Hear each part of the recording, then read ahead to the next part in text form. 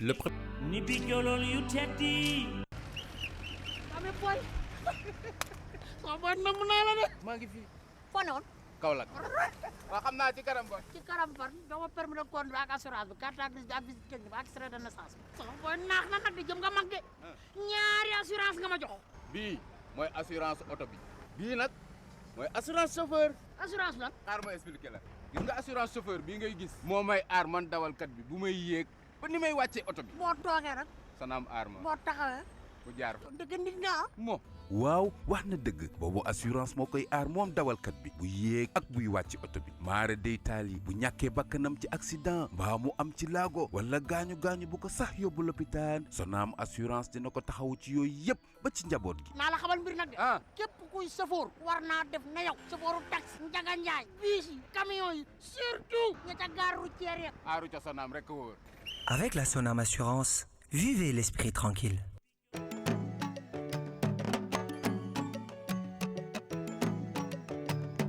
T'écoutam, c'est le thé que j'ai choisi.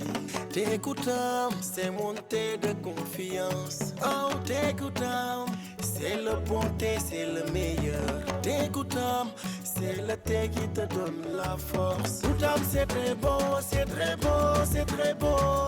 Toutam, le thé pur, le thé fort, le très bon thé. Toutam, c'est très bon, c'est très bon, c'est très bon. T'écoutam, le thé sur le très bon thé. À la maison quand tout le monde est là, c'est Toutam qui gère la compagnie. Pas besoin de beaucoup de sucre, c'est facile à préparer. Tu sers autant de verre et le goût reste le même. Premier, deuxième, troisième et tu continues. Écoute-moi, c'est ça, Toutam. Le thé pur, ça colorant, c'est ça, Toutam. Yeah, écoute-moi, c'est ça, Toutam. Pour la joie de la famille, c'est ça, Toutam. Yeah. Toutam, le thé idéal, c'est très bon. Biscuit-luche, biscuit-luche, biscuit-luche. bégal sa bopp weesuwul di tàqamti ko xeetu biscuit luche yu neex yi boo laal am na crème ak cacao. Biscuit-luche, biscuit luche moom la xale yi bëgg mag ñi muus di ko gànnaayoo. luche. biscuit luche rek ak mën a faj xiif te neex lool daf lay wéttali mooy yokk mbégte ak cawarte saa su ne. Biscuit-luche, boo bëggee lekk cacao ak crème bu ànd ak chocolat jëlal luche mosaïque bi goût bi benn la. luche. amateuru café yi nag luche espresso bi mooy seen yëf bonbon cacao pire bu ñu rax café dëgg kenn mësul gis lii. Luche. luche dark nag moo ànd ak crème bu neex boo dul yëg feneen bégalal sa bopp ak luche original bi booy xamp di yëg chocolat début ba fin. Biscuit-luche, biscuit luche am na 8 pièces ak 4 pièces luche biscuit yi xew neex te sakkan ñëpp di bëgg biscuit luche ñëpp a koy bégee. biscuit-luche.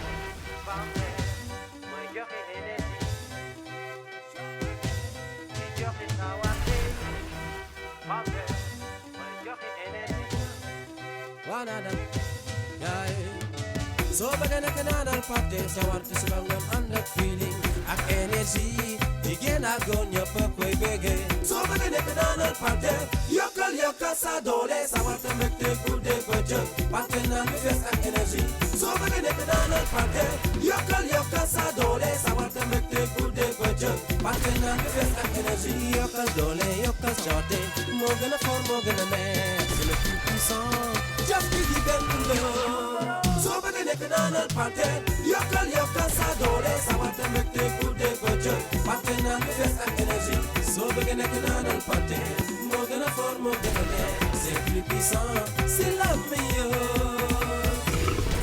Panther gën a fort gën a neex à 400 francs si. seen ànd ak TFM télévision Futur Média ñu am mbégte ànd ak yéen ci jàkkaarloo bi ñuy tàmbale kàddu njaal ak wax inna lillahi wa inna ilayhi rajihoon ndax Serigne Abo Mbacke Darma ibn Serigne Cheikh Gaynde Fatma daf fi bàyyeekoo ñu koy jaale Sénégal yëpp umma islamique yëpp rawatina Touba di ñaan yàlla dolli ko ay leer di ñaan tamit njaboot gi fi des yàlla teg ci loxoom laata ñuy tàmbali xëy na xibaar bu mujj ndax dañuy topp actualité tamit ci jàkkaarloo bi mooy Adama Gaye taskati xibaar mujj nañ ko féexal donc ñibbi na ci ay mbokkam premier tour de table bi xam naa très rapidement rek ku ci nekk 1 minute nga sànni kàddu mais Charles bi ñu tàmbalee ba léegi maa ngi gis yaa ngi xool buuba di ko rey waaw c'est vrai que maa ngi koy xool sànq ba tey parce que depuis que temps yi je constate qu'il y a benn sorte buuba daal moom il se signale se distingue mais lu rafete lu ça lui va très très très bien mais nga may ma rek parce que concernant xam naa dina si wax parce que du ko bañ a wax foog mu wax ko concernant maître kii lu mu tudd maam autant pour moi Adama Gaye fii lañ ko fi waxoon que sa place n'était pas fu ñu ko dencoon bon ça montre rek aussi quelque chose mooy que la justice le procureur de la République surtout quoi a su revenir à de meilleurs sentiments pour que mu dellu foo xamante ne mooy place am mooy en dehors de la prison booba nag moom yi même pression booba waay de sa sañse bi la joxoñ ko depuis sànq mi ngi lay xool ak di ree rek taalibe Cheikh tey taalibe Cheikh la Tiwaawan laa jóge ni da nga demoon Tiwaawan xam nga man sama maam Boubacar bi ñu ma tuddee moo daan ñëwal sëñ Babacar si est-ce que xam ngeen loolu waaw donc tey moom waaw Tiwaawan laa jóge quoi kon yow non yaa mun clin d'œil il est bon c'est très bon politique kon yow dañ la war ziar Papis oui si en fait on s'en félicite déjà xam nga nit moom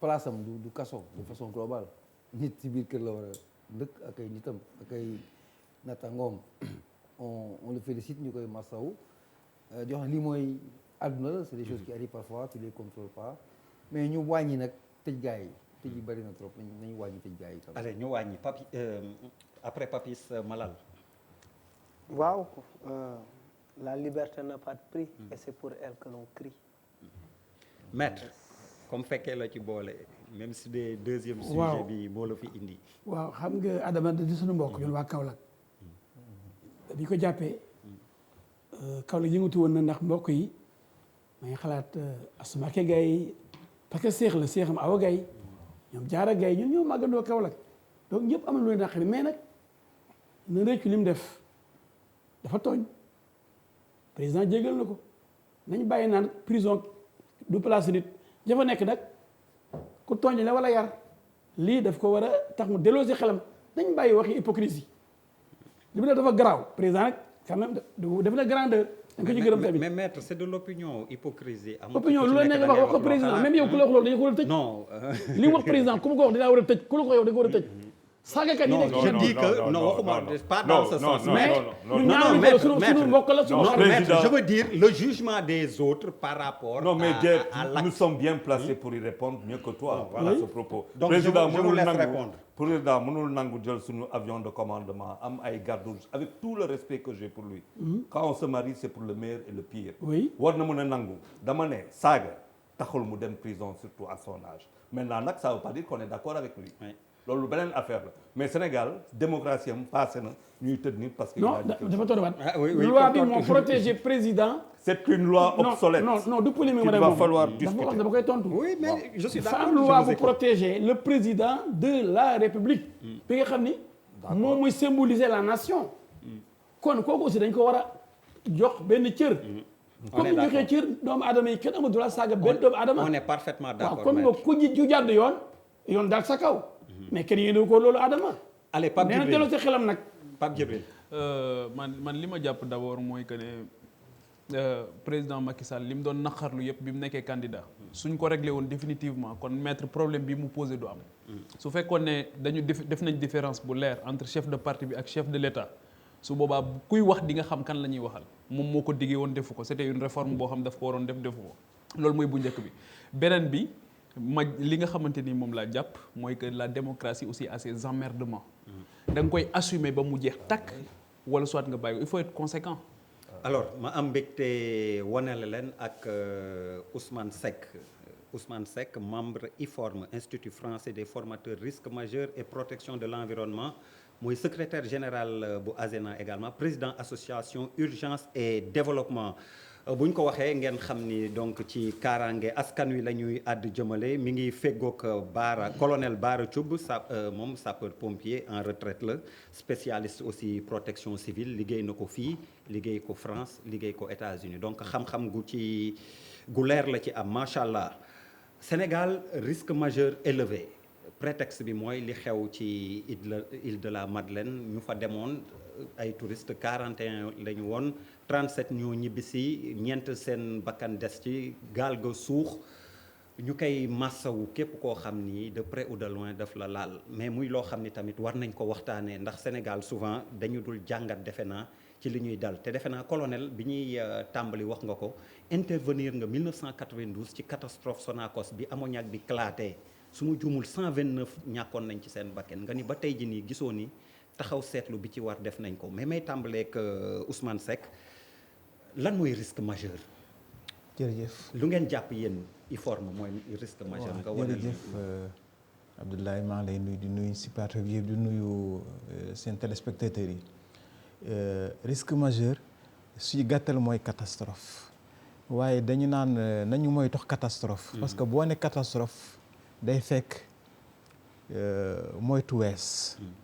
boo ne catastrophe da ngay nekk ci li ñuy wax gestion de crise te bu dara desut lu may gestion de crise daanaka dootoo mën def lu baax moo tax ñu ne risque majeur mooy balaay catastrophe bi di ñëw lu ñuy séentu la loo xam ne bu ñëwee mun a gaañ nooy def ba fàggande ko ba du gaañe moo tax ñu naan risque majeur waaye nag boo ko seetloo saa bu ñëwee day jur musiba. ñaari façon moo am ban ak ban la. ñaar moo am benn dañ naan risque majeur naturel mooy lépp loo xam ne da dépendrewul ci doomu aadama ak bi ñuy wooye naturel anthropique wala technologique bu ñuy misaal boo xoolee lépp lu jëm ci essence lépp lu jëm ci pétrole lépp lu jëm ci usines yi loolu risque majeur gaz ak yooyu loolu la ñuy wax risque majeur technologique wala anthropique maanaam loo xam ne dafa lëkkaloo ak doomu aadama lu jóge si doomu aadama lépp loo xam ne nag ci suñu borom lu jógee moom daanaka dañ naan naturel comme li xewoon ci géej ga keroog déet loolu du naturel loolu genn wàll naturel la xëy na parce que bu ñu faggandeku woon xëy na du am duñ ci yegg du am wax alors colonel mu ñëw ci yow ndax dinañuy jàngat ni nga wax li nga xam ni dinañuy faral di dal ci risque majeur yi Sénégal. maa ngi nuyu ñëpp moom wolof n'est pas solide. mais garaawul waxal wolof alpulaar rek amul benn problème. donc maa ngi nuyu ñëpp nuyu téléspectateurs yi. nuyu mbokk yi ñu seetaan. maa ngi lay gërëm aussi de pouvoir m'avoir donné l'opportunité d'assister à ce débat. Problème mu Sénégal comme je l'ai constaté ci risque yi on n'est pas proactif toujours dañuy def réactif et duñu jàng lu passé parce que Sonacos amoon na fi jànguñ ci dara Joola amoon na fi jànguñ ci dara lu xew fii keroog si on avait tiré les leçons de ce qui s'est passé avec le Joola xëy na lii yëpp du ci am voilà donc loolu mooy problème parce que c'est pas la première fois dafa njëkkoon am à l'époque avec Ngor moi à l'époque maa ngi woon protection civile avec effectivement pirogue bu fa voilà avec directeur Ablaye Ndiaye que je salue au passage un excellent directeur ci lañu à l'époque imposé les gilets de sauvetage donc on en avait tiré les leçons Joola am après on n'a pas tiré les leçons parce que loolu mooy problème bi on réactif alors que lii planification prévision voilà. Alors très rapidement pour le premier tour de table sur les risques majeurs Charles Faye. Bon, pour man on est léger de grands ignorants à tout ce qu'on dit on sommes ignorants mooy colonel moom léger ignorant et je pense que aussi dafa am loo xamante ne mosuñu ko teg si kii mooy rigueur nous ne sommes pas rigoureux nous sommes légers nous sommes ignorants et nous mourrons comme des mouches et la vie n'a aucune valeur au Sénégal. C'est vrai que on a l'impression que ni ngeen wax nit ñi ay statistiques lañ leen mujj def daal dañuy continuer le décompte macabre rek mais on ne s'arrête pas pour essayer de trouver la solution. Ce qui se généralise se banalise. La mort c'est tellement banalisé dans ce pays-là c'est tellement généralisé qu'il y ait des morts par centaines par milliers wala par benn c'est exactement pareil au même il faut ça un électrochoc te malheureusement ku ko mun a jox fa la war a jóge te ñëwagul. alors Malal Charles parle d'électrochoc. man sànq bi may ñëw dama rappelé wu benn histoire quoi histoire bi c'est simplement benn xale buy raam dugg ci fosse ci kër c'est très terre à terre parce que tout simplement même ba ci biir kër yi il y a des fosses septiques à ciel ouvert amul c'est-à-dire service d'hygiène dina wër ci kër yi dina wër ci boutique yi mais la rigueur qu'il faut par rapport à nous-mêmes boo demee léegi Géejawaay nit ñi instant bi jaan la ñuy wax am na benn jaan bu nekk golf ci biir Las Palmas ci biir inondation yi il y a 2 ans Baju Naria ginnaaw quartier Kawsara on parlait d'un crocodile c'est-à-dire on ne gère pas comme il le faut les questions c'est-à-dire chez nous la protection de l'être humain n'est pas très très important c'est comme si loolu la quoi c'est-à-dire mooy li am c'est-à-dire des maisons qui sont construites sur une canalisation. Des égouts. Oui, sur des égouts.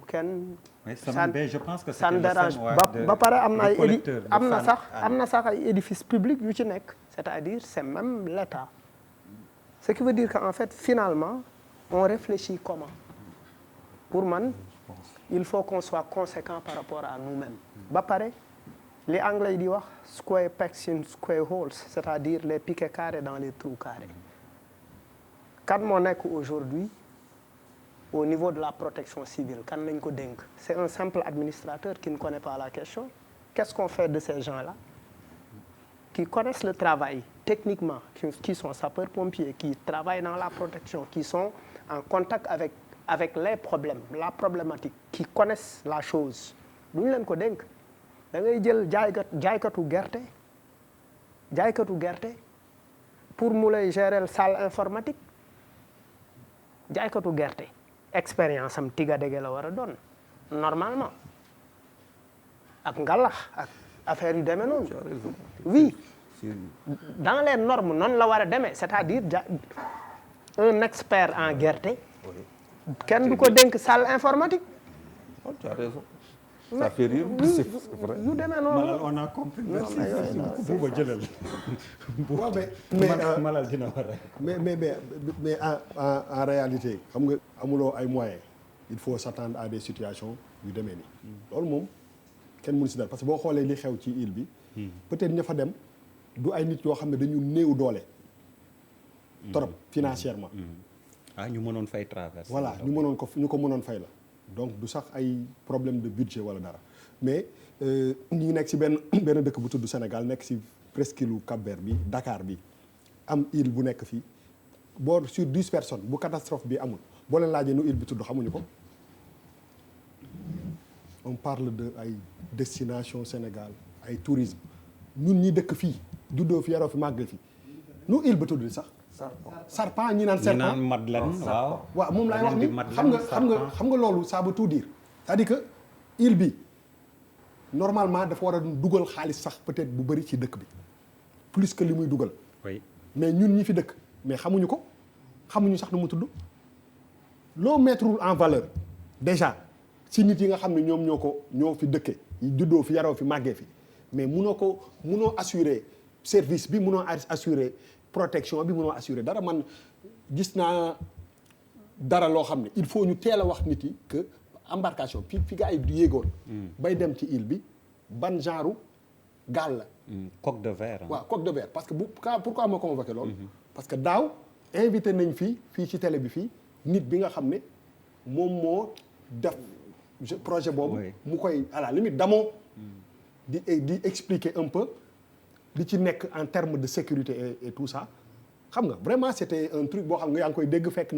foog ni kii la te je pense que defaguñ ci lu bëri bu tey bii la wala ñaar wala ñett déjà ñu am ci tolof yu mel nii mais du ñu dem jusqu'au bout pour comprendre un peu lii lan lay signifier ça veut dire su fekkee ni futur nappkat bi ci gaal yooyu la nekk il faut se poser beaucoup de questions mooy que suñu pêcheurs yi est-ce que bu ñu leen dindee si suñu parce que moi je me rappelle ñu poser question waaj ko ne ko le côté traditionnel là de nos pirogues là bés bu ñu indee genre kii boobu est-ce que du dem ba rey le volet culturel même aspect culturel bi nga xam ne suñu wàllu napp gi da koy indi mais duñ ñu wax dara île boobu kenn mësu ko mettre en valeur kenn xamu ko donc il faut pas que qu'on soit étonné que mu am ay problème parce que kenn faalewu ko te loolu je pense dafa nekk ci suñu nekkin on n'est pas exigeant ñun suñu bopp voilà suñu ADN on n'est pas exigeant par exemple da ngay fekk nit boo xam ne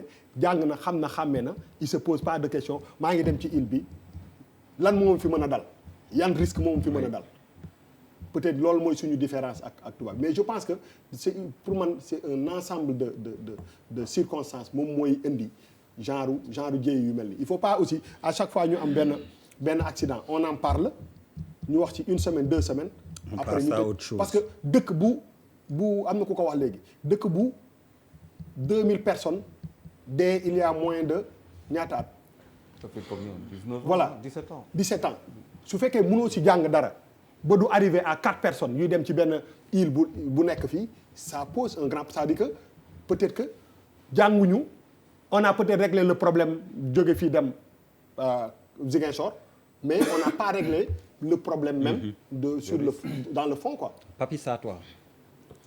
waaw déjà dañuy ñëwaat rek pour marquer suñu tristesse par rapport ak perte yi ñu am mais dafa nekk benn problème boo xamante ne source bi benn faisceau la quoi bu bëri ay raisons xam nga boo xoolee en 2 secondes Malal a sorti sur les sources l'origine de une facette le profit de l'emploi les hommes qu'il faut à la place qu'il faut Bouba il parle d'exploitation du site donc dafa li mu ëmb et pourtant c'est parti d'un naufrage mais derrière il y a tellement de causes et que les conséquences également sont multiples mais je crois que je vais répéter ce que tout le monde a dit am nañ ay termes yoo xamante ne wala ay dates références comme ni ñu ko waxee l'histoire de la pirogue bateau le Joola à l'époque Sonacos parce que man sama papa si bokkoon ci victime yi donc c'est des choses qui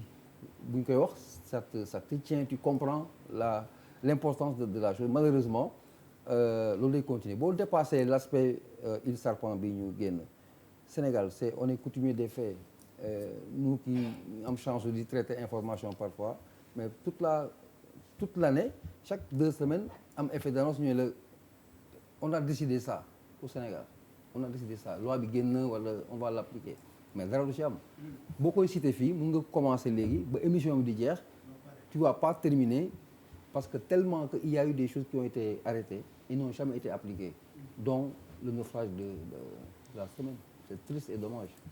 Pape Djibril.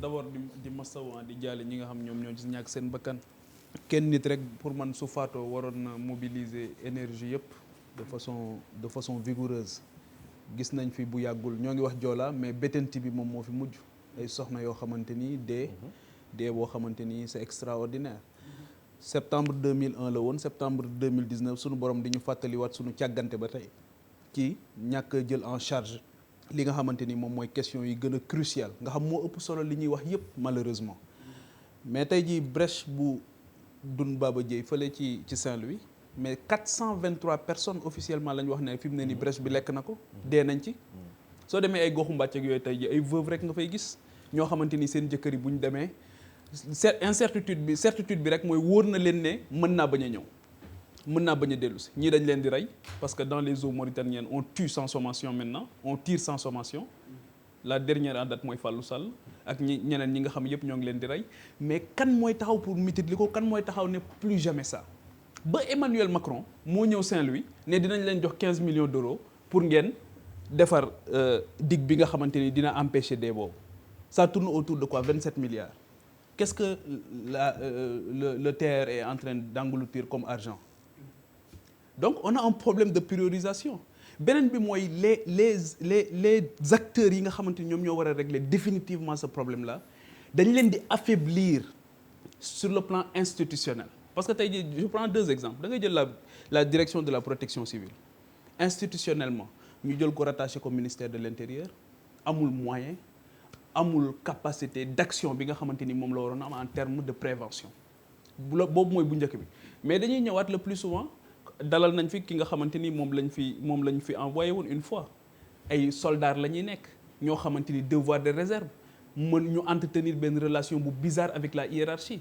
li nekk ci ñoom mënuñu ko wax nga jël la brigade nationale des sapeurs pompiers aujourd'hui ñi ko njëkk a diriger ay civil lañu woon ñu grève une fois ñu ne léegi civil dootu ko diriger désormais militaire moom moo koy diriger mais volonté la pour ne leen su ngeen amee lu ngeen wax tamit du ngeen ko wax donc obligation de résultat obligation de moyen dafa bari ñoo xamante ne dañ leen a dénk ay mission jaxase leen ak askan wi te joxuñu leen moyen ñuy subir nag les fantasmes et les caprices d'un politicien boo xamante ni moom la ñuy ñëw teg ko foofu te benn légitimité rek la am muy bokkoon ci ñiy taal pour ak ñiy saaga ñiy politique ñu jël borom xam-xam yi relégué leen au second plan même bu ñu defee aviser foofu rek lañ mën a yem mënuñu dépasser loolu kenn du leen déglu dañuy sax contester seen légitimité wala ñu jël teg ci sa wet koo xamante ni politicien la saa bu xëyee di la wax ne la amuloo fii sa raison d'être parce que bi ñuy faytoo woon c'est ça le mal du Sénégal leneen li mooy la sanction qui ne vient jamais dans cette affaire-là mais qui est sanctionné qui est au box des accusés bi may déglu naa la conférence de presse du ministre mais dama déglu ba je me suis posé des questions pourquoi cette conférence le ministre de l'environnement dama ne pourquoi conférence de presse bi am j'ai pas compris du tout pour dire que tout simplement le site sera fermé wala pour dire que 41 personnes donte 40 personnes la waroon jël 48 nee na du surcharge c'est vrai que loolu it jaaxal na ñu bëri pirogue capacité bi nee nañ 40 la moom mu ne 41 ñoo yëg y a pas surcharge mais xam nga ce qui est choquant mais ce qui est choquant te Bouba wax na ko mais ce qui est choquant te Bouba wax na ko mooy nan lañ mën a accepter ba tey di utiliser des moyens de transport d'une autre époque c'est ça le problème nan lañ ko mën a accepter yoo xamante ni normes sécuritaires yëpp progrès daf ko daaneel tey daf ko battre en brèche wax ne lii dëppootul ak jamono progrès scientifique weesu na foofu donc c'est le problème que nous avons donc de Saint-Louis en passant par Bettenty Joola ba li xew nii pirogue bi Pierre di wane mooy bi fa demoon coque de verre bi ñuy wax donc Pierre nous montre ou en bois devant une houle c'est la même chose ça veut dire il y a une poussée c'est dynamique c'est physique mais pour man rien n'a changé donc tey jii lii xew nii mën na xewaat suba bëri na ci Sénégal tey jii foo xamante ni li ñuy utiliser parce que talibé doon rey semaine yëpp moom lañ doon wax talibé doon rey léegi géej gi mooy rey géej gaa ngi rey sax xëy na communication bi ci war a am moom moo ci amul non mais Pape Djibril ñu ngi y a quand même une information de la météo tous les jours on a une information dëkk bi am na information météo lu lay wax dëkk bi lu muy demee ba di avertir nit ñi sur lu ñu war a demee géej attention y a une houle ba di la wax 2 mètres 3 yu demee noonu il y a des choses sànq ba may wax affaire yi c'est-à-dire il faut arrêter il faut que nous tous on se regarde dëkk boo xamante ne ko jox rendez-vous à 8 heures du matin wala à 10 heures il vient à 15 heures kooku da nga koy xoolaat xam lan mooy dëkk on est léger dañuy jox ñun ñëpp on parle très bien on fait très bien qui fait bien son boulot da ngay jël benn ordinateur de 3 millions benn MacBook benn iBook nga jox ko benn gars tu vois muy lekk sandwich teg café à côté et pourtant il a bac plus où est le problème c'est-à-dire il faut que nous refondions totalement sur nos mindset et ça ne peut plus continuer et pour ça il n'y a qu'un seul responsable mooy koo xamante ne yàq lay jël mbaa nga def lii mu dal sa kaw ba c'est tout sinon on va mourir comme des merci Charles alors maître comme wax fekke nga waxtaan bi sa gis-gis ci catastrophe bi am loo ci jàngat yow waaw dafa am li ma gis dañuy wax indiscipline des populations et laxisme de l'État man noonu la gisee parce que man léegi doo mën a benn clando boo xam ni nan la mën a dawee Dakar oto bu ndaw la bu côté c'est-à-dire boo ko laalee sax mu jox tétanos mais fu mu defee visite technique ça me pose problème yooyu aussi état bi war na gën a regardant am fulaak fayda ci ni muy gérer la sécurité des citoyens nit ki aussi ki war a koo gën a bëgg boppam ndax benn yoon ngay dund fii boo demee dëkk waroo faa dëkk dem foo warut nappee ni dafa napp ñu rey la def loo xam ne da ngay xaru daganul donc xaru bi dafa bëri ak seetaan bi ci état bi daa bëri man ñaar yu laa gis. Merci beaucoup maître. Très bien dit. Je reviens à nos invités. Alors pour revenir un peu sur risque majeur yi on parlait d'un exemple en préparant l'émission mooy les hydrocarbures signalé nga ma boo xam ni chaque jour ñu ngi koy dund te mën na indi musiba avec les camions maliens qui prennent carburant bi ci port bi traverser tout le Sénégal ak commune dëkk gox-goxaat yi ñuy traverser Ousmane est-ce qu'on peut faire face à catastrophe bu mel noonu su amoon. jërëjëf gis nga Sénégal gisaguñu dara. gisaguñu dara laa leen wax gisaguñu dara parce que fu ñu toog fu ñu nekk ñoo ak risque yi ñoo nekk te jëluñu benn matuwaay bu ñu ciy musal. réew mu amul culture risque majeur xam nga gu nekk Japon. ba mu ni ca biiru ndeyam lañ koy jàngalee lan mooy risque sismique parce que dafa nekk ci seen environnement. gu nekk Israël ñu ngi koy jàngal ci biiru ndeyam. nu ñuy moytoo risque nucléaire. waaye ñun mënuñoo nekk ci réew moo xam ne yitteeluñu ba pare ñu yaakaar nit ki mu ngi gën a fonk dem seeti sëriñ bu ko bindal benn téere mu ne ko lakk du fi am nga jël say milliards def ko ci usine xalaatoo jël assurance xalaatoo jël moyen de secours sapeur pompier nga préféré jël koo xam def naa la boo fi takkee téere bi du tàkk da ngay nax sa bopp. Semaine bi gis nañ fi bon pas semaine bii nii mais gis nañ fi sëriñ bu doon jaay téere jaan te jaan màtt ko mu faatu. gis nga li ma bëgg a wax mooy njabootam. risque majeur xam nga àddina buy dox jamono buy dox dañuy gën di bari dañuy gën di dund ak risque. technologie dafi ànd ak risque tey am na science bu bees. bu judd bu ñu woowee les syndiniques gëstoom yëpp mu ngi jëm ci loolu ñun bu ñu nekkee ci réew muy dox yaakaar a am pétrole. ak yeneen te jiitaluñu prévention. boo xoolee sax ñun nit ñuy doxalee dañu naan la. organisation des secours plan Orsec organisation des secours kenn waxatu ko. waaw mooy géej gi am na ba pare. waaw plan Orsec léegi muy tekki tey mooy organisation de sécurité civile nu ñu def boo boole ci doomu réew mi yëpp. citoyen bu ne tey da nga war a nekk sa propre protecteur loolu la organisation de la protection civile wax. faaw ñu jàpp ne kenn ku nekk da ngaa war a doon acteur de la protection civile. waaye faaw ñu jàpp tam ne ñu tëral charte yoo xam ne. yu bëri du mun a am ci daara yi dañ fa war a jàngale lan mooy culture risque majeur ñun soo demee IFORM ci daara yi dañ ko fay jàngale ci université dañ ko fay jàngale mënuloo bërki démb ne collecteur en Fann di ko dal na ko ngeen dañu jël benn bâtiment wu faculté de odontologie def ko ci boo demee te université Dakar amul benn mesure bu ñu jël ba tey jii loolu mooy lu muy tekki mooy mbir maa nga fa waaye jëluñu matukaay ñu war a jël su ëllëgee bu musiba amee ñu naan nu mun a amee ak yeneen kon faaw ñun ñu am culture risque majeur. mais benn cas bu gën a concret tamit ni ma la wax bi ñu doon préparer émission bi. waaw kii dawal camion hydrocarbure bi gaare.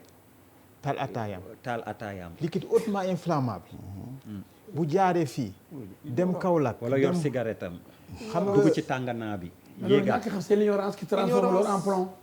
ignorance. ñàkk xam a koy rey. oui Ousmane mais man am na lu ma ci bëggoon. oui Bouba pour vraiment aussi pour man même dëkk yu développé yi pourquoi nit ñi assidu ça veut dire que farlu ci mbirum fànn yooyu yëpp ay protéger sa bopp. protéger say environnement et tout ça parce que dafa am benn ay daan yu nit yi di teg ak ay jéego yu état di teg pour que nit ñi aussi.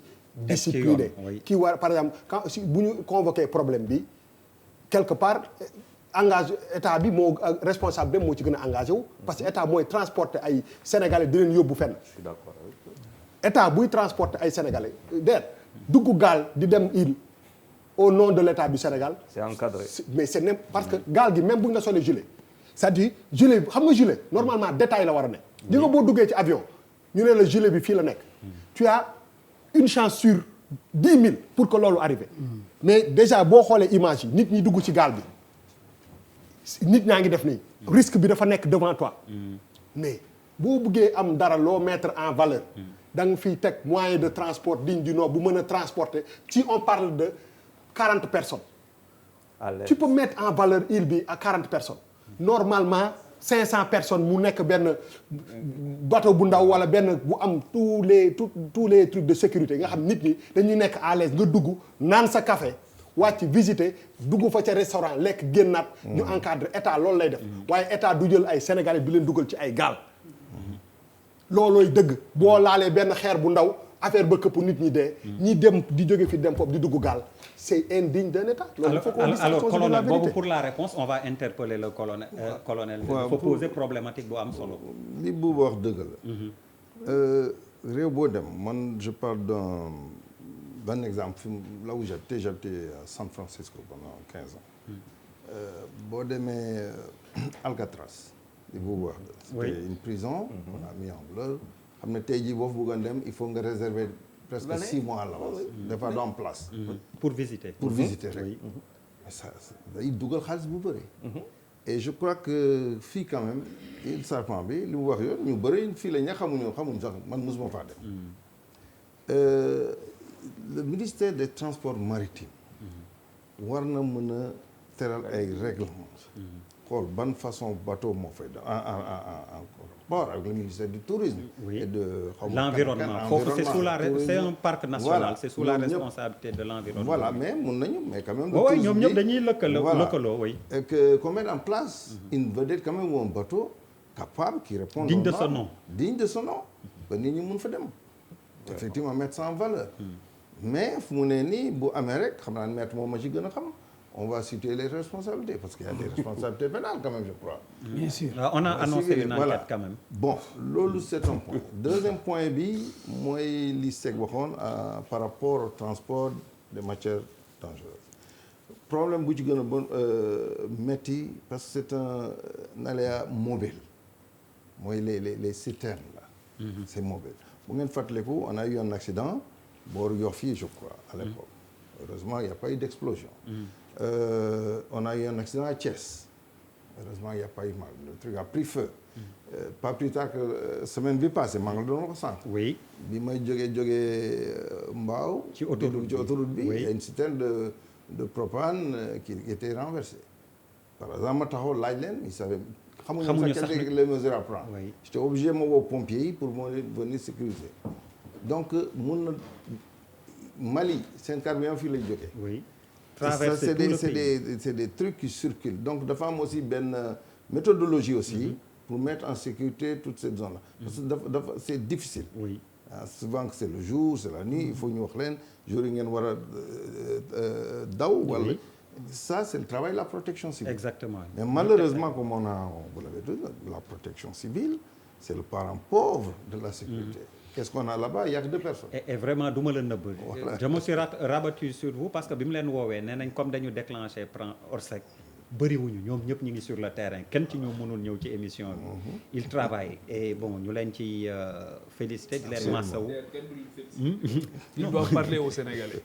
il doit parler aux Sénégalais mais ñoom ñëpp ñu ngi sur le terrain. dañ leen invité keroog émission. ñu confirmer ñu ba à la dernière minute ñu planté loolu ñëw mënuma ci dara. il faut qu'il parle aux Sénégalais. Non. Il n'y a pas un budget pour la communication? Non, la protection civile se résume en une direction. Se compose d'un directeur. ñaari nit ñoo fa ne. Et d'un officier supérieur. ñaar rek la. ñaar rek mais xam nga. moi j'ai servi là-bas en tant qu'adjoint directeur à l'époque monsieur Ndiaye Ablaye Ndiaye qui a d'ailleurs sorti la direction de sa torpeur. Moi, je comprends pas. On n'était que 2. mais colonel non xam nga boo nee direction boobu autonomie la non da nga boo ne direction bi yëpp 2 nit ñoo fa ne. non tu as 2 cadres. tu as le directeur. oui et son adjoint. Kese maintenant tu as des sous-officiers. ñi ci des personnel d'appui la. waaw d'appui et c'est quoi le budget de l'annuel?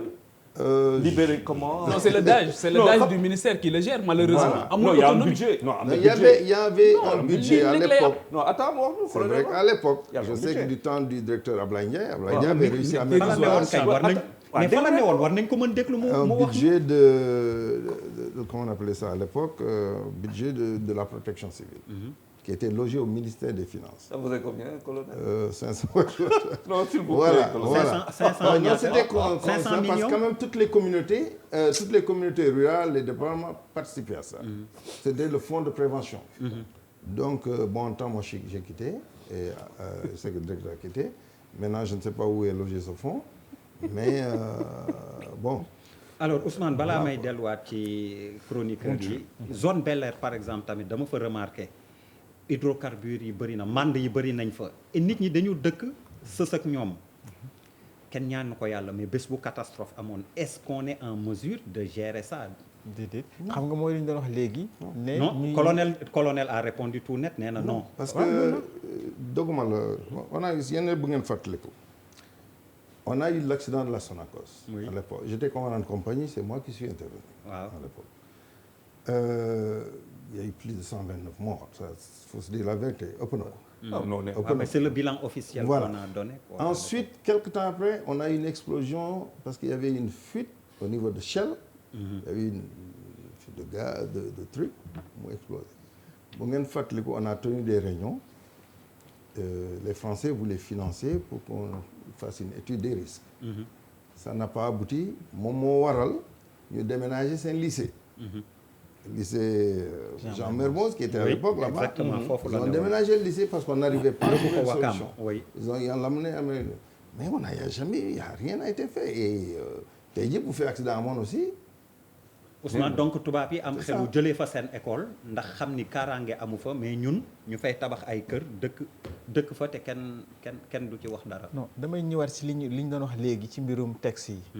soo xoolee dañu ne la bu dee établissement classé maanaam établissement boo xam ne dafay mener activité yoo xam ne mun na jur musiba. station d'essence usine ak yu mel noonu dafa am ay plan yoo war a am waaye te boo demoon seet ñi si am plan. bëriwuñu am na POI plan d'opération interne boo war a am na PPI plan d'intervention interne boo war a am mais boo demee seet tey amuñu si bëri amuñu ko nu mu mun a nekkee ñuy exploiter da nga war a am autorisation d'ouverture benn ba pare am autorisation d'exploitation nga mun a am yooyu yëpp te conforme loo xam ne yaa am problème bés bu lakk amee munoo ci daal parce que POI mooy tax bu musiba amee ñu mun a jël ay mesures soo demee te usine Sonacos tourné tul waaye mu nga fa taxaw. oui produit ya fa nekk bu rëccatee nu mujj.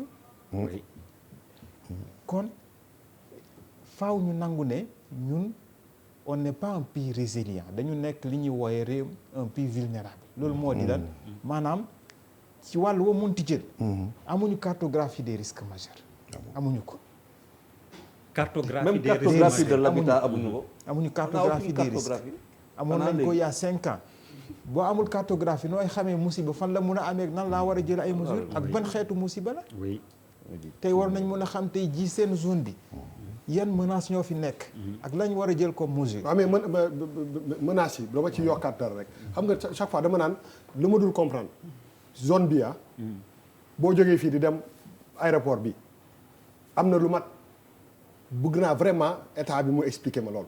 lu mat 7 stations d'essence. waaw boo jógee fii. di dem ak ñëw boo waree ñëw am na 7. waaw yu fi nekk. waaw j'aimerais bien que l'état me dise ci ban logique lañ ko defee. ça veut tout dire. quelle législation. ça veut tout dire. rond-point Brioche Dorée rien si benn beneen bi ci topp beneen bi ci topp fële. yaa naa 7 ou 6. mais c'est pas possible. moo tax yaa daaw gouvernement bi dafa obligé jël premier ministre ba dafa obligé woon jël mesure ne léegi kenn dootu ubbi station d'essence Dakar am na arrêté parce que station d'essence da ngay gis tey kër gu am balcon buy joxe ci station d'essence respecté wul code de l'environnement bu ne 500 mètres des lieux d'habitation mënta nekk. Seydou Nourou Tall fii école bi ñu tijji station ci buntu bi nag. xale yi manifester nañ ba sonn ñu bàyyi mu jàll. foofu station waru foon am. kon tey loolu day wanewaat ne li met doon wax léegi faw ñu jox état cëram état jouer rôle am loolu c'est fondamental faw ñu jël ay mesures mënoo jël commune maire bi amul plan de communal de sauvegarde te loolu rek la mooy mën a intervenir mënuloo def territorialisation des politiques publiques état bi rek moo am sañ-sañu intervenir ci sens boobu. ndaxte plan Orsec la ñuy déclencher. te plan Orsec préfet moo koy déclencher autorité administrative. maire bi moom mi war a protéger population yi amul li ñuy wooye plan communal de sauvegarde. Sénégal amu ko. te commune loolu la mun a intervenir pour aider les populations. et bu dee jëye ji dafa laal ñaari communes yu dend. foofu parce que ça peut arriver. plan Orsec mooy intervenir parce que commune bi maire bi commune am na fu mu yem. waaw. léegi tamit am fu mu yem comme mun ñoom ñaar mënuñu intervenir boobu la préfet di intervenir déclencher plan Orsec waaye maire bu ne da nga war a am plan communal de sauvegarde mais amul colonel damay ñëwaat ci yow très rapidement rek pour un cas concret ni may wax pays boo xam ni gis nañ fi pétrole la ak yu demee donc hydrocarbure dina fi développer incha allah. Est-ce que am nañ moyen wu faire face ni ma doon wax genre lakk yooyu parce que Lyon xamatu année de référence bi laa fàtte daloon na leen fi ba benn américain ci liñ ma expliqué mu mujj ñëw avec souffle explosion la fexe ba fayee affaire bi donc jëyi ci biir jëyi la utiliser xam-xam dëgg la bon xam naa ni xam-xam am na fi mais ndax moyens yi dinañ mën a faire face. Bon, on a vu que pas plus tard qu'hier quand même le président a beaucoup investi pour équiper les sapeurs-pompiers mais à mon avis lu gën a lu war a jëkk mooy réglementation il faut qu'il y ait des lois des décrets d'application et des textes pour ñu mën a kii et c'est ce qui n'existe pas même du point de vue sécurité des établissements recevant du public. Comme je disais à SEC, 99% des établissements recevant du public, à commencer par là où on est là, votre établissement, ne répond pas aux normes. Je peux dire 99%. kon yow daal bi nga fi duggee loolu nga njëkk seet. sa xel ci loolu la dem mais tout de suite colonel si vous permettez c'est-à-dire mooy kii Bouba wax na ko sànq. c'est-à-dire donc ñun finalement qu'est-ce qui nous arrive dañuy voter ay loi député yi dem assemblée voter ay loi de projet de loi de finances ñu jël war ko jox ay nit et il y a des gens qui font pas leur travail parce que bu fekkente ne il y a des autorisations ça n'a pas été fait sans autorisation. donc am na ñoo xamante ne defuñu seen liggéey. non donc c'est vrai parce que boo xoolee moi je disais à SEC 5 je suis allé dans un grand hôtel de la place bi ma duggee dama tiit. Et ça je vous dis 99% des établissements recevant du public j'ai entendu le président demander à ce qu'on fasse l'audit de tous les établissements recevant mais moi je vous dis 99% des établissements recevant on reçoit pas de public ici. Bah si, moi je fais pas dire public. Oui, bon, non, de grand public quoi. Non, parce que la définition d'un ERP boo ci duggee rek. waaw d'accord ok colonel. waaw nee naa ko yow kañ bi ñu ñëwee comme mais bët bi ñuy xoolee ak ñun. mais ñun xam nga lu waral loolu. ñun amuñu benn différence ak tubaab yeeg yooyu tubaab yi leen rek moo tax ñuy def li ñuy def. parce que buñ ci deful lii. xam nañ ngi leen ci fekk exactement exactement parce qu'il y a pas de sanction. et que aussi nit ñi war nañ xam ne mais c'est dans l'intérêt même du propriétaire. parce que nit doo defar sa kii sa àll investir sa àll ba pare nga. doo ko aar. moi il y a un incendie qui a eu lieu. oui waaw soriwul fii waaw. effectivement c'est des parce que alors qu'il suffisait de waaw yu ndaw rek. oui tu perds des millions des milliards. parce que tu n'as pas investi 1 million par exemple pour protéger ton bâtiment. Oui. Bon mais ça commence déjà au départ même ci plan bi ci demande de kii bi parce que urbanisme la jaar. normalement mu jaar protection civile. et quand tu fais une demande pour construire un établissement recevant du public tu es en bureau de contrôle. Oui. mais la plupart du temps les gens n'associent pas les architectes alors que faut nga am architecte. c'est obligatoire il faut prendre un bureau de contrôle. bu jaaree urbanisme mu jaar protection il faut que les gens voient les plans. est-ce que c'est conforme. mais malheureusement fii ma ne la 90 même pour engins sax fu ñuy dem pour ñu taxaw mais c'est un problème. parce que la voie doit faire 8 mètres. tu dois avoir une voie de 8 mètres et une voie de 6 mètres pour que engin bu mën a taxaw. mais doo ko am c'est ça le problème. Papis Diaw. mais benn préoccupation rek la am par rapport à la réalité du monde aujourd'hui sur le changement climatique. par exemple non c'est que c'est comme si par exemple quand tu es au Sénégal. C'est comme si les effets du changement climatique ne concernent pas le Sénégal n'est pas concerné. Absolument. Ça veut dire que musuma toog dégg ñu wax benn incidence probable sur le réchauffement climatique bu war a mën a am une catastrophe au Sénégal. Ça veut dire que on a prévu absolument rien. Regardez par exemple au Texas aux États-Unis xam nga doo wax ne amul ay problème assainissement amul ay problème rigole dañoo def fi xaru tabaski dañ ko boucher tu peux pas dire ça au Texas ça n'existe pas. Mais pourtant ils sont engloutis par les eaux. Ça c'est pas une histoire d'assainissement d'investissement c'est un facteur naturel qui s'abat sur toi. ñun ak nu ñu ndawee nii bu ñu tëlee yu ndaw yi mara déj ñaanuñu ko bu yooyu ñuy ragal am les incendies mais qu'est-ce qu'on va dire naka lañ ciy génnee te léegi loolu mooy réalité bi au-delà des investissements, au-delà du développement, au-delà des anticipations, il y a les incendies, les inondations qui sont liées au changement climatique. Et malheureusement, chez nous, on n'en parle pas. Alors, Charles, yow mi doon évoquer le budget, c'est 1 milliard 800 millions pour la protection civile. Wow. Mais merci à Malick Ndao de l'Assemblée nationale. 1 milliard 800 millions. Ouais, ça veut dire ça. Donc, vous aussi, oui, combat pour l'environnement. Nous, si semaine environnement, tu as vu le monde, il y a eu des manifestations, la jeunesse mondiale s'est réunie pour inciter les personnes majeures mais Sénégal amul dara fii luñ ci def quoi. ñi lu ñu wax ñu baal leen ay tukuleur lañ amul benn problème. Papi sa colonel. y a pas de souci. je pense que 1 milliard 800 000 dina baaxoon trop ñu xam tam fan lañ ko loger comme ça mu gën a leer ci ñun mais am na benn affaire boo xamante ne et pour dire que Bouba man damay accroché fu ko waxee mooy dëkk boo xamante ne boo demee ba teg 557 communes mooy que tu as la politique de 557 communes. c'est-à-dire que nag politiciens yi mënuñu jël dëkk bi selon taille costume taille mesure par rapport à ñoom ba pare askan bi di souffrir par rapport à leur incapacité à faire face aux politiques qu'eux-mêmes veulent mettre en place. c'est-à-dire toute affaire bi yëpp mooy woon rek que dëkk bi état dafa faillir si du ñuy yaree suñuy doom parce que xale yi dafa am fu ñuy jaar te foofu war leen mën a jàngal yenn attitude citoyenne yi ñu am attitude citoyenne am attitude patriotique ba pare nga bañ a jël jàngat yi parce que ba léegi bu ñuy wax ni 1 milliard 800 peut-être tu dis 1 milliard 800 moi je suis scandalisé ngay ne 1 milliard 800 1 milliard 800 géré wul dara der géré wul dara tey boo fa par rapport à Île Serpent ñu xool paratonnerre tout le monde sait que désormais xëy na taw bi léegi septembre lay dem te bu ñu gisee nii def projection par rapport aux années à venir bu naree nii la war a mel sur les 5 ans 6 ans 10 ans avec le changement climatique tu imagines ce que ça va être pour nous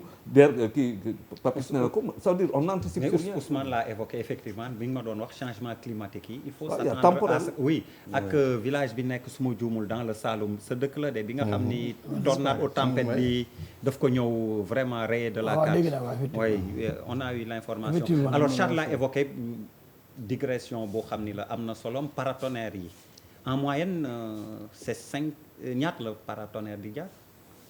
Il y en a bien 1 millier à travers tout le pays selon les informations. Je ne sais pas combien ça coûte xaw ma ñaata la mais je sais que. rien du tout. mais waroon nañ ci mën jéem a sant oui. en 2017. ñaata lañ ci amoon je crois que la DPC la protection civile avait dégagé 5 milliards. oui pour acheter des paratonnerres. oui maintenant. honnêtement xaw ma ñaata ça coûte rien du tout et c'est deux bon membres. ça ne coûte rien Charles relativement selon le modèle. non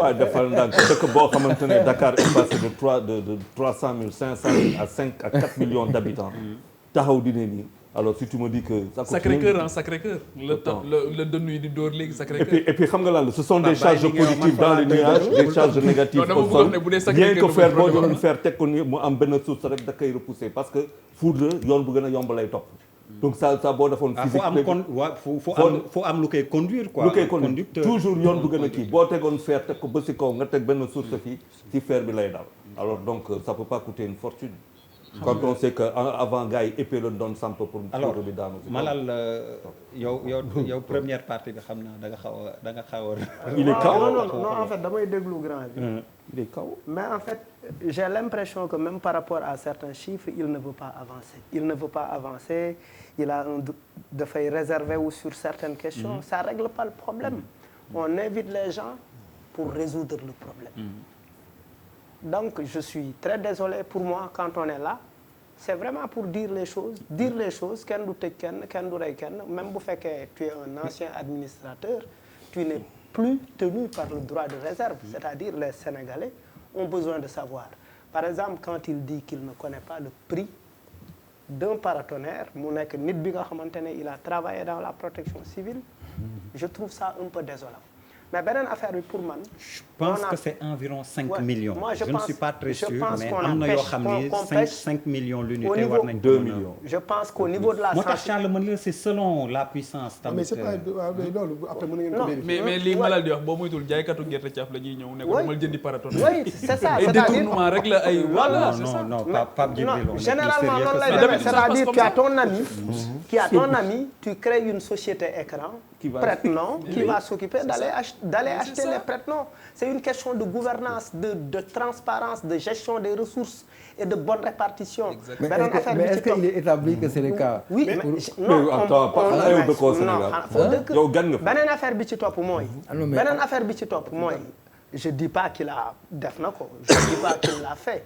Je dis en fait nekk na fi il n'est plus tenu par le droit de réserve. beneen affaire bi ci topp mooy lan la ñu sensibiliser. Quand on est un pays pauvre, il faut sensibiliser les gens. Par exemple, buy taw, les Sénégalais se cachent sous l'arbre. Ce qu'il ne faut pas faire. Ce qu'il ne faut pas faire. beneen affaire bi, il y a énormément de choses, c'est-à-dire dañu war a de toute façon information bi dafa war a sax ci bopp nit ñi. Alors que parce que pauvreté dafay indi lu bëri parce que nit ki dina la ne man dama tal ay paratonnerre man xaaral ma daw mu ngi taw xaaral ma daw laqatu ji toppatoo sama jëkkër taalal ko andu cuuraay teg ci biir ne ataayaal ko. da ngay teg andu cuuraay teg gaz rideau nylon et cetera et cetera. Il y a énormément de choses yi nga xamante ne y a. mais sëñ Ousmane malal day ataayalu buy taw mais est-ce que ni nga wax avec les changements climatiques yaa nga doon wax est-ce que ànd dina doyati bés bu ñu dalee dëggantaan pour gérer ça. non mu xam nga boo jëlee Madagascar. Madagascar da di réew moo xam ne dafa bëri ay tornade. bi ñu daan tabax dañ jël tornade bi jël bunt yi ak fenêtre jubale ko fi ngelaw li di ñëwee. bi ñu gëstoo ñu ne faaw ñu changer démarche léegi dañuy tourner le dos vent bi fi mu jóge ak léegi loolu dafa laaj gëstu isolant quoi dafa laaj gëstu recherche moo tax ñun tamit faaw ñu xam ne néegu ñax mun ta xeex glace mun ta xeex neige changement climatique c'est une réalité faaw ñu waajal ko ci léegi mënuñu bàyyi ba mu jot ñu ne ñun kat suñu dëkk Saalum yi ay néegu ñax la bu tawee wala bu sedd bi ñëwee nu ñuy def am mag ñi. xam nga France 2013 canicule dafa rey ay mag yu bëri la fa yóbbu ñun bu ñu moytuwul sedd ci at yi di ñëw sedd mooy hors saison bi ëgg bi rey na fi ay nit rey na fi ay nit waaye dinañ gis lu gën a métti loolu moo tax léegi dañu war a jóg waajal ko mais faaw ñu seetaat suñu habitat nee nañ leen léegi ndox mi day yéeg de 3 mètres donc di nekk Ndar fi mu ne nii problème yi ñu am ci érosion côtière gisaguñu dara. dina gën a garaawati. léegi la ñu war a jóg waajal ko jël ay mesures. yooyu nag dafa laaj recherche il faut que université di ci gëstu. xam-xam il faut que scientifique yi di ci gëstu. seen kii ñaata la seen budget allocation budget par rapport au budget. recherche ñaata la budget recherche. voilà parce que à un moment dañu waxoon 2%. La CEDEAO avait demandé qu'on hausse à 2% le budget de la recherche par rapport à la comment dire au budget national. tey mën nga wax ñaata la. non budget recherche fii mu ngi ci budget enseignement supérieur. fa lañ ko logé. fa lañ ko logé ñaata la waaw mais ñaata. mais peut-être xamul mais Charles peut-être que xamul. si c'est-à-dire si on n'a pas si fekkente ne. mais peut-être xamul 1 milliard 800 non mais daf leen dànk parce que kii mu wax ni dafa am solo si c'est avec 1 milliard 800 que tu veux sauver les gens. Et c'est avec un budget de 1 milliard que tu veux faire de la recherche, mais écoute, on plie bagage, on s'en va, on donne le pays à d'autres. C'est ce que je veux dire, voilà. Quoi. Mais c'est que le problème recherche. Parce que recherche, mais ça se... recherche, bon, très sincèrement, si on recherche, on va au Sénégal, on va recherche. Parce que ça n'existe même pas. Et même les scientifiques, ceux qui sont des scientifiques sénégalais qui disent, on mais ça présente la réalité. Des chercheurs qui cherchent, on en trouve. Des chercheurs qui cherchent et qui trouvent, on en cherche. Mais l'argent, c'est combien? Ça vient, c'est une expression qui vient des scientifiques. Ah, mais ça aussi, c'est autrement, la recherche n'existe pas. Si nous avons l'importance de Allez, colonel. Pour répondre un peu à mon jeune frère, la protection civile, tu es le directeur. Tu as l'officier pompier qui est chargé des opérations. Mais les dépenses ne relèvent pas de... Tu as un administrateur. Voilà, le directeur, oui. Et l'officier qui est là-bas, opérationnel. Mais tu as un administrateur des fonds, qui est un civil. Civil là. Donc, quand j'étais là-bas avec Ablaye, le monsieur Ndiaye, dépense xaw ma. question boobu. man non beneen question bi ma am mooy xam nga dañuy wax nañ fi bateau le Joola après ñu wax ci île des serpents. waaw am na île de Ngor. parce que pour man situation yu mel ni bu amee dañu war a def benn diagnostic ci endroit yëpp yi nga xam ne ay nit dañu fiy jógee dañu bàyyeekoo point A di dem point B. seet nan lañ koy. il faut nga jàng ci ay erreur quoi. man pour man maa ngi gis ci internet bi que même Brésil ak yooyu am na ay kii yu fay nekk ay nu mu tudd les trucs là kii li rey boy yi. dënnu yi waaw foudre bi waaw xam nga. entre parenthèses ki nga xam ne foudre bi daf ko rey. Sacré-Cœur sama booy la bu baax a baax sama rakk bu baax la quoi donc xam nga c'est très difficile mais li ma bëgg a wax mooy bu njombee amee parce que aussi ay nit yu am gëm dara dañ quoi yàlla mën na indi des fois aussi ay tolof mais man li ma amal solo mooy que tey jii nii buñ mënee déwén jëluñu matukaay yi war ba nga xam ne déwén benn booy dox ci Sacré-Cœur bi nii parce que am na absence su lii wala la que ñu def ay mesures yoo xam ne daf koy régler problème bi léegi quoi parce que aussi mënuñu si benn dëkk boo xam ne par exemple dara du fi am déggam ci dëkk yu mag yi la dara di amee dara day am ci dëkk yi mais bu dara amee da nga ciy taxaw régler ko ba mu bañ a répété wu waat tey jii nii fépp fu nga xam ne nit dafay bàyyeekoo di jël dara di jóge fii di dem île de Ngor wala dara di dugg gaal wala dara war nañu xool sécurité yi nga xam ne sécurité gars yi am nañu question laa bëggoon poser rek oui vas-y est-ce que à Sacré-Cœur ville Sacré-Cœur quoi on doit pouvoir mourir foudre rey la mën na la rey sax Paris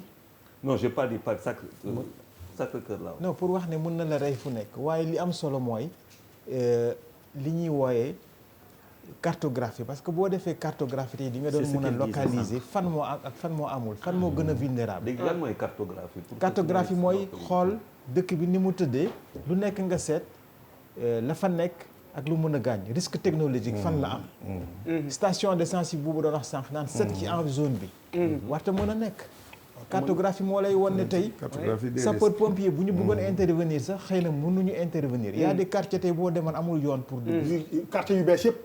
yi si gën a bees loolu mooy cartographie parce que boo ko xamul en amont su ëllëgee bu musiba bi amee nga mun ko faj doo ko mun a faj doo mun a gaaw ni nga war a gaawee doo mun a indi matukaay yi nga war a mën a andi bu laajee nga am hélicoptère su boobaa da jënd oto parce que boo amee camion d'intervention alors que camion mënu fa dugg et puis moo la fa mën a yóbbu xëy na loolu boo deful cartographie mënoo ko xam en amont waajal ko kon loolu yëpp dafa am solo te lii bu ba doon wax léegi loolu la ñu wooyee retour d'expérience saa boo amee catastrophe da nga koy natt Joola war nañ tey xam lan moo dox lan moo doxul alerte bi est-ce que amoon na est-ce que amul est-ce que secouristes yi ñëw nañ à temps lu tax ñëwuñu à temps moyens yi mat na matul loolu mooy retour d'expérience chaque fois boo amee catastrophe da nga ko war a xayma sa réponse te nag réew doo nekk ci position de réponse da ngay nekk ci préparation te loolu yaa ngi koy def ci li ñuy wooye plan de contingence Sénégal ñuy gëdee am plan de contingence 2009 te plan de contingence da nga koy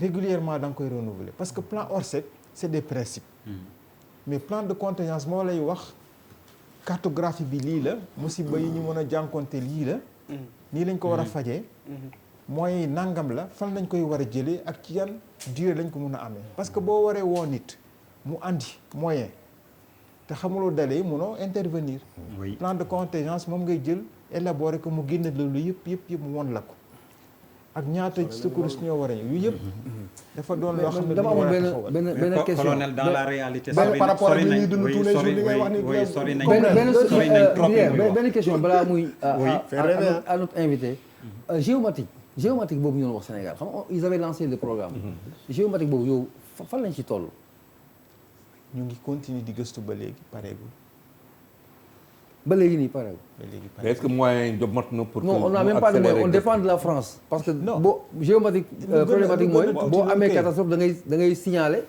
ñu ubbi la y a les États-Unis Japon la France qui contrôle l'histoire Sénégal dafa li gën a yomb loolu kay boo jëlee tey wax nañu TMD transport de matières dangereuses camion bu jógee fi jëm Mali yore liquide hautement inflammable di traverser ay communes est-ce que bu dee normalement bu départ Dakar war nañ ko suivre mairie Mbour waroon na am dispositif plan communal de sauvegarde xam ban heure lay dugg dëkkam absolument ban heure la fay génn su musiba amee ndax am na moyen intervenir loolu système de géolocalisation mais loolu ko amul bu ñu ko amul mënuñu nekk ci situation de mais fi ñu toll ak fi ñu bëgg a yóbbu sori na de. mais loolu yomb non lu muy wax lu prévention risque majeur. waaye Charles waaye non si benn boîte rek la benn boîte rek la. mais xam nga lu tax yombul Charles xam nga lu tax yombul.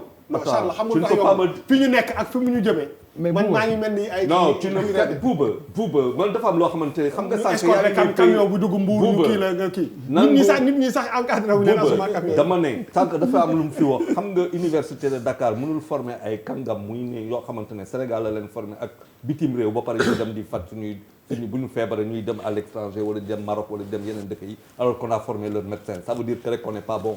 c'est-à-dire que tey man quand je regarde man je suis un authentique Dakarois Dakar bu ma gisee lu mu mel nii ak Dakar boo xamante ne jusqu'en 1980 dañ ñu mbécc affaire yu cuune lañ fi indi Dakar boo xam ne les canal 4 bi nekk fii mais canal 4 c'est les tubaab qui l'ont fait en 1900 et quelques 1900 dëgg neex il y avait une intelligence quand même de construction léegi on a su fekkee mu ngi jàpp ne fi ñu nekk nii sori na ko mooy on est mort on est vulnérable on n'est pas résilient. kon lii de mooy dëgg résilience d'accord fi ñu nekk tey mais comment tu veux dans un pays où il y a des quatre intercepté ko kii encadré ko mais loin de ça par rapport ak vécu je suis désolé fii la fi président fii la fi président mais grand même rek fii la fi président taxaw ne il y a 300 et quelques milliards yoo xamante ne si ay oto la dugg tu penses qu'avec 300 et quelques milliards on ne peut pas obliger des gens à mettre dans leur voiture un truc qui te permet de les un dispositif. non dafa am lu buuba dafa am li buuba dafa am lu buuba wax nee na la on est très loin.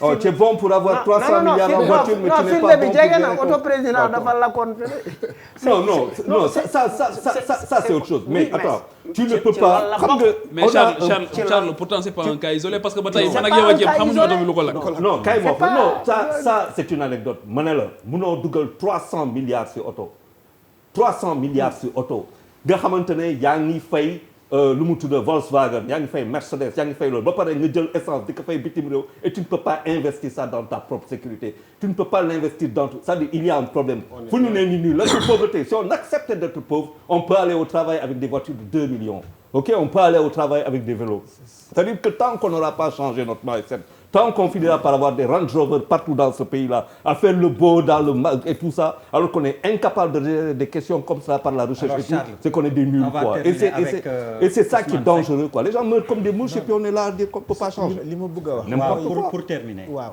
ñu dem ci deuxième partie bi. su fekkee ne toll jàpp nañu ne fii la ñu nekk te mënuñu ko weesu. mooy waxuma mënuñu ko weesu dama ne sore nañ ko te yow xam nga li ma wax. sori nañ ko mooy xam nga mënuloo nekk meeru Kaolack.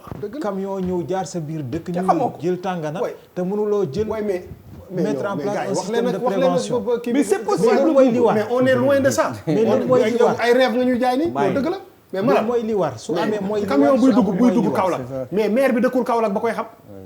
maire 90% maire yi nga xam ne commune dëkk ñu ngi Dakar Bouba non le prix d'essence est à 600 et quelques francs le super est-ce que vous savez que sur les 700 et quelques francs sur le super plus de 60 à 70% relève de taxes fii la fii Arabie Saoudite dañu fa bombarder ay installations pétrolières mun na am que bu fekkante ne liggéeyul sa réinstallation pétrolière mu am ay impact sur le coût du pétrole on peut se faire distancer c'est-à-dire il y a des choses yoo xamante ne moi c'est ça que je veux pas mooy ñu taxaw ne que ñun on est si nul que ça qu'on ne peut même pas vouloir changer notre lendemain notre quotidien déjà. Tous les jours, il y a des gens qui meurent et c'est normal. Pourquoi? Parce qu'on ne peut pas changer. On peut acheter 300 et quelques milliards de voitures, on peut faire n'importe quoi dans ce pays, avoir 40 ministres, mais on n'est pas capable de nous prendre en charge. Vous dites que c'est... Attends, c'est quelle mentalité? Pour revenir un peu à ce que... Quand même, je suis scandalisé, moi. Fin de tournée, on a une gestion vraiment hybride de des risques. Mais on peut toujours mieux faire. Oui. Et fu ñu toll ak suñu doole yi lii kii wax dafa am solo c'est-à-dire que l'information et parce que sécurité gestion des risques ça concerne tout le monde ñun ak suñu doole je crois que l'erreur qu'on a commise c'est de n'avoir pas associé les populations information parce que waruñu nekk fii tey ji bu ngeen fàttaliku à l'époque pompier dañ doon def ay émissions ci noyades yi et tout ça chaque année mais war a def avant hivernage quand même émission pour wan nit ñi foudre de bu amee lii ngeen war a def lii ngeen war a def lii war a def voilà ak aussi moytu courant bi ak moytu courant bi waaw électricité voilà ak ndox qui ne font pas informer nit ñi aussi parce que aussi en problème d'indiscipline wax dëgg la ay inondation yu ci bëri problème indiscipline la mais dem nga ci plage yi ba gis xam nga balaa nga naan naam ne fa du ay affaire noyade ay affaire plage yi da ngay gis que ni y a des am na ñu fa warul nekk xam nga mu ko wax dafay boo demee day am ay mineurs ak ay enfants yoo xam ne ils sont pas accompagnés dafa am lu ko jiitu li ko jiitu moom mooy déjà boo nee plage bi fii la nekk xam nga ña fa war a nekk ni mu àttan ak ban sécurité nga leen teg boo gisee ma ne sore nañu loolu mooy que li ñuy dund ñun ñi ñëpp chaque jour il faut pas rêver lii moom mooy la ñu bëgg fa la ñu bëgg a dem mais par rapport ak suñu quotidien wax fa dëgg yàlla benn camion bu jógee port fii jaar Mbour ñu kii ko encadré ko mu génn dem Kaolack après on est loin de ça par rapport ak li ñuy dund tous les jours loolu kenn mënu ko changer pourtant on peut mais waxuma on peut pas de mais li ñuy dund tey jii dañu ko sore on a tendance dans la tête, à quoi. ne pas mais non respecter dans le non dans le vécu dans le quotidien les gens ne respectent pas les textes et quand les gens ne respectent pas on ne sanctionne pas mais amuñu moyen jël accompagner benn kii pour mu nekk nii bu jaar Kaolack mais ça mais El Hadj Diouf mii bu nekkoon maire foofu ñu déglu Ousmane pour terminer ça veut dire fii di politique ak défendre ay kii Ousmane pour terminer c'est fini s'il vous plaît déglu leen bu ñu ko mënul mooy bu ëllëgee boo déggee ne camion tàkk na dëkk sàngam téeméeri dee nañ fa bu ñu bett conséquence bi loolu la bu ñu ko mënta def bu ñu ko defee mooy prévention bu ñu ko mënta def on va gérer la catastrophe alors sa ñëw am na solo lool bu doon da ngay tàggoog benn message pour sénégalais yi lan lay doon ci ñu yeewu ci li ngay yëngu il faut ñu def de la prévention quand un pays est pauvre il fait de la prévention da ngay fagaru ñi am doole ñooy mën a mais ñun ñu ngi posture de gestion de crise faa ñu changer dugg ci dimension prévention jàngale ko ci école yi def mise en conformité fépp xool def suñuy cartographie xam suñuy risque yan type de risque la ak nan lañ ko mën a gérer bu ñu ko deful def ay programme d'éducation de sensibilisation fecc bi baax na gaa lamb ji baax na waaye nag nañu def prévention nañu éduquer population et puis chaque citoyen doit être un acteur de la protection civile l'État doit montrer le chemin mais chaque citoyen doit être un acteur de la protection chaque père de famille doit être un acteur par rapport à sa famille mënuloo am sa kër jël magasin bi jël garage bi loué ko kuy def menuiserie métallique ba pare jël keneen jël loué koo xam ne mu ngi jaay bonbonne de gaz ba pare nga ne yow amoo ci responsabilité il faut que chaque citoyen xam ne il est acteur dans un état organisé de merci beaucoup Ousmane Seck ñu amoon mbégte recevoir la ñu dem ci deuxième partie jàkkaarloo bi ñu am mbégte ànd ceeg El Malick Ndiaye moom mooy secrétaire national communication bu parti PASTEF les patriotes sëñ bi ñu ngi lay dalal gannaaw booba jóge ci waawan Alaaji Malick ñëw ci plateau bi ay ngëneel la rek ñu am mbégte depuis Diomaye Faye je pense qu'on n'a pas eu le plaisir de recevoir quelqu'un de votre parti El Malick ñu ngi lay dalal jàmm. jërëjëf Abdoulaye maa ngi lay nuyu di nuyu Sénégalais yëpp di ci jiital nag waa Daara Jolof bi nga xam ne fa laa bokk di nuyu tamit waa Tiwaawan yëpp ak mboolem kilifa diine yi rawatina nag sëñ Baye si Abdou bi nga xam ne ginnaaw samay waajur mooy sama niitukaay di rafetlu trop invitation bi donc di wax ni xëy na depuis ci Bassirou Diomaye Faye lañ ci gëjoon waaye yàlla tudd na ko tey incha allah ñëw nañ fi pour waxtaan ak yéen. jërëjëf ñu am ci mbégte lool alors waykat bi nee na làmb ji fi amoon daaw verdict bi la ñuy xaar ba tey alors 94 milliards yi Me El Hadji Diouf verdict bi la ñuy xaar ba léegi te da nga relancer affaire bi ak film boo dawal 2 jours ci ginnaaw suma jumul ou 3 jours. donc finalement affaire bi ñun commission d'enquête parlementaire am na mais coow li des fi ba léegi mais finalement luy pexe pour mu leer. liy pexe kenn rek mu mën a leeral mbir mi dafa lànk ki jiñaate ci ñi am xam-xam yëpp ki accusé war na joxe ay firndeem loolu la ñuy laaj avant nga laaj verdict da ngay laaj ndax parce que procès pour mu am xanaa balaa verdict di am xanaa dina am ay élément buñ ci sukkandiku pour juger kii wax li muy wax dara amu ci il est incapable mënul nii affaire baa ngi nii ci man ma jàngoon de sama njàng mu néew tuuti ci déontologie journaliste ñu ne journaliste il doit vérifier l'information avant de la publier mais il n'est pas tenu de divulguer la source loolu laa jàng naa ko de ñu ne journaliste bala muy génne benn xibaar bu ñu ko jox war na mën a dem seet ko ka ko wax jox ko firnde yi mais moom du wax mën na bañ a wax kan moo ko wax mais am na firnde yi ba téye ko amul benn journaliste Sénégal yéen ak seeni morom ñi bind ak ñi wax ñuy wax 94 milliards tudd doomu jàmbur jëkkëru jàmbur doomu jàmbur bàyyi jàmbur muy Mamour Diallo te kenn mënul taxaw ci journaliste ni jox nañ ko firnde bi wane ni moom am na firnde ni gis na fu 46 milliards jaar waxuma sax 94 milliards ndax sa waay day waxeet tey mu nekk 94 suba mu nekk 46 baal nañ ko sax ndax xam nañ ko mais 46 milliards yooyu taxaw na ci Place de l'Obélisque ni xam naa fi mu dugg xam naa compte xam naa nangam ga ay yu ko tàcc sóob rek ma waatal leen fii keroog sama conférence de presse ni leen billaahi wallaahi taalaahi du mas a génne benn preuve muy virement muy compte bu dugg xam nga lu tax pour plusieurs raisons dama bëgg Sénégalais yéen ñu may seetaan ngeen bañ a nangu ñu di leen nax dégg naa ñu bëri pour déplacer problème ñu naan plainte waa ki ñu tooñ est-ce que force la pour bu porter plainte d'abord xam nga mën na baale comme mën na banaliser. mais li logique woon maître oui mais maître li logique woon mooy mu dem ci kanam yoon tamit. pare ba leen bëgg a wax.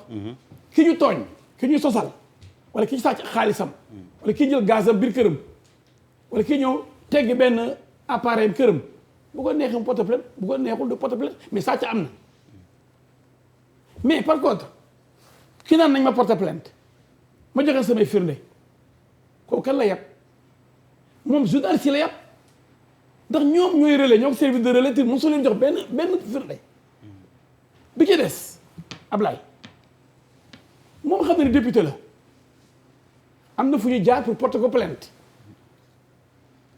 mu tey ko mel ni du député di dof doflu deuxièmement xëy na xam na xamul na xaw ma lu xam mais commission d'enquête parlementaire bu amee justice amul droit def dara day toog dégg